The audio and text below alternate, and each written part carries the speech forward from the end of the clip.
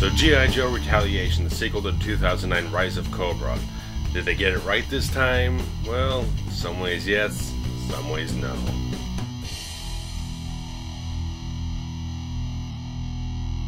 Now this sequel picks up almost right where the first one left off, with Zartan, who is a member of Cobra, impersonating the President of the United States, who is able to be in a position of power to manipulate events and allow the G.I. Joes to be labeled as traitors and be nearly completely wiped out, leaving only a handful of them left to band together and fight back against Cobra, who put into motion a plan to dominate the entire world.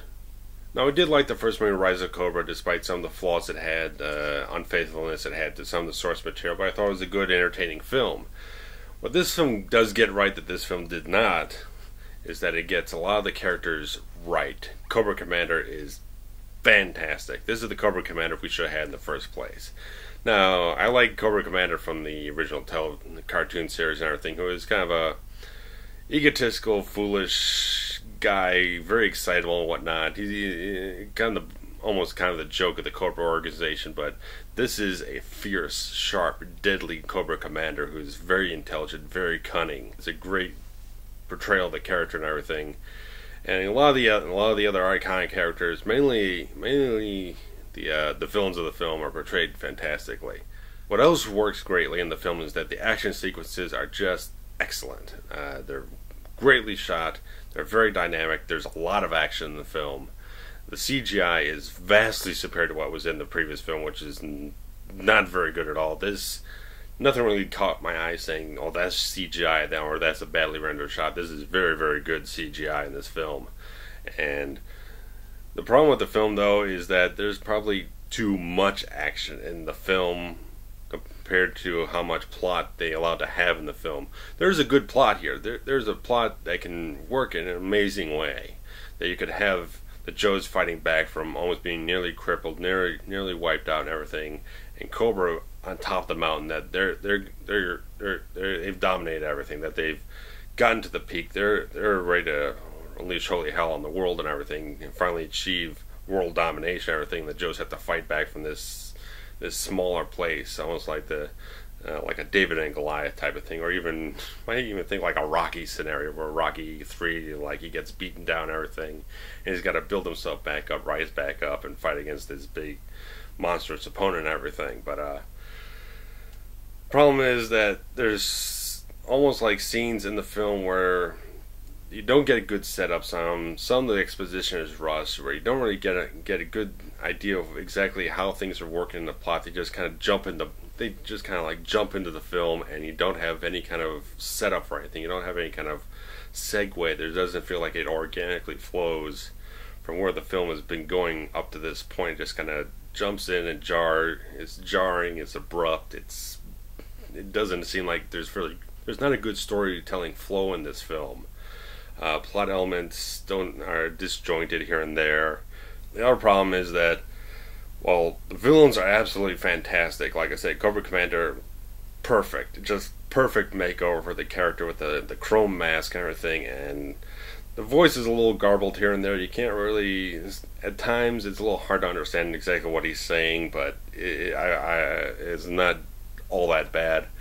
But Ray Stevenson, he is fantastic. He portrays Firefly, and he is just awesome all the way through. I think he was my favorite villain in the film, and he gets a lot of action sequences. He's very charismatic, has a lot of evil wit and everything. Is very great. And Jonathan Pryce, because Arnold Vosloo has like less than a minute of screen time in this film. He portrayed Zartan in the first film, and since Zartan is in the guise of the president through the entire runtime of the movie, Jonathan Pryce pretty much has to play Zartan portraying the president, and he's just a joy to watch in this film. He is having so much fun just cutting loose with this whole thing, just playful, charismatic, loving it. The villains are the highlight of this movie. They're the most enjoyable, entertaining thing of the whole movie, and the problem is that the heroes are not. The heroes are one-dimensional. Dwayne Johnson does a good performance, but the problem is it doesn't feel like he's portraying a character. It seems like he's just being Dwayne Johnson on film, being called Roadblock. It doesn't seem like he's inhabiting a different kind of character than anything he's ever done before. It just seems like he's a regular charming, charismatic, upbeat, wholesome lovable self and whatnot. He's a good guy. I like Dwayne Johnson. I think he's a nice guy and everything. But as an actor in this film, he just doesn't seem like he's portraying a character. Channing Tatum is in the film. I think they did shoot maybe 1 or 2 extra scenes in the time they delayed the film from last summer to now.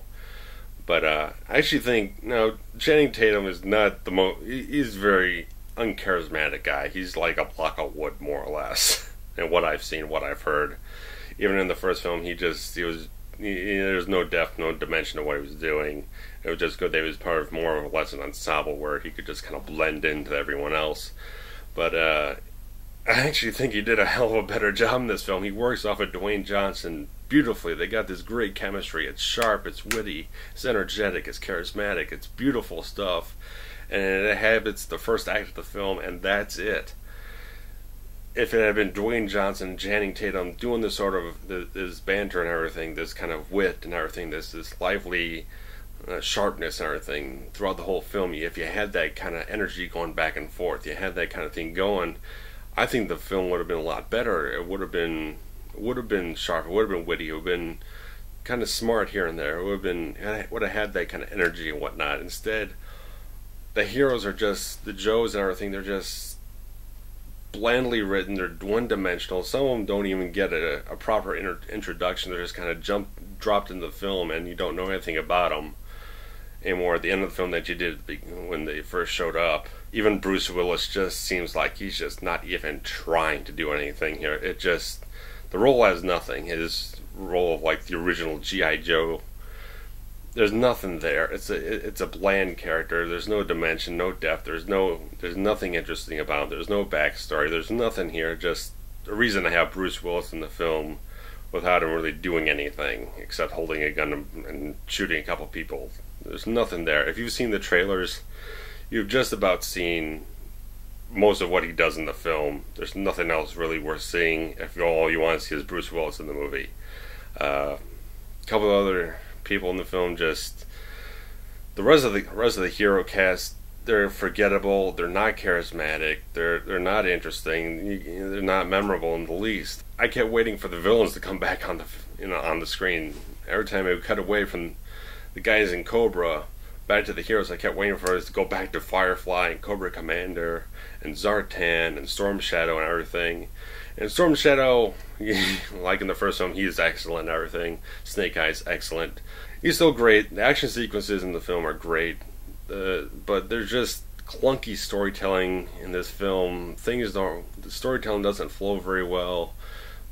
Plot points are rushed through. There's not a good flow of whatnot. There's not a lot of coherence, competence in how the story is told.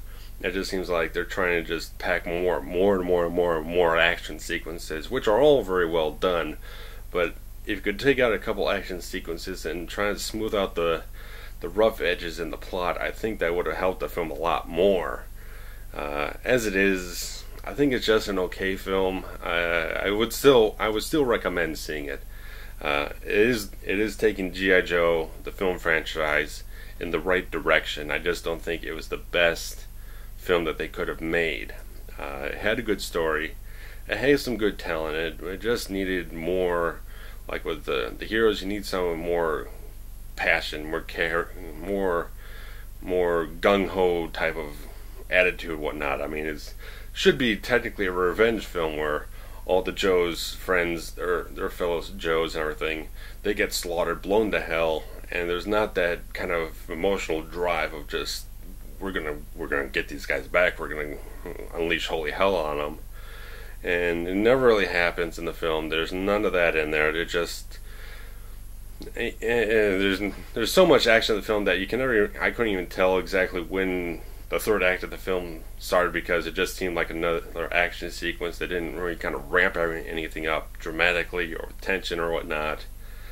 But I mean, basically in the film, I wanted Cobra to win. Go Cobra! They should have won the whole thing.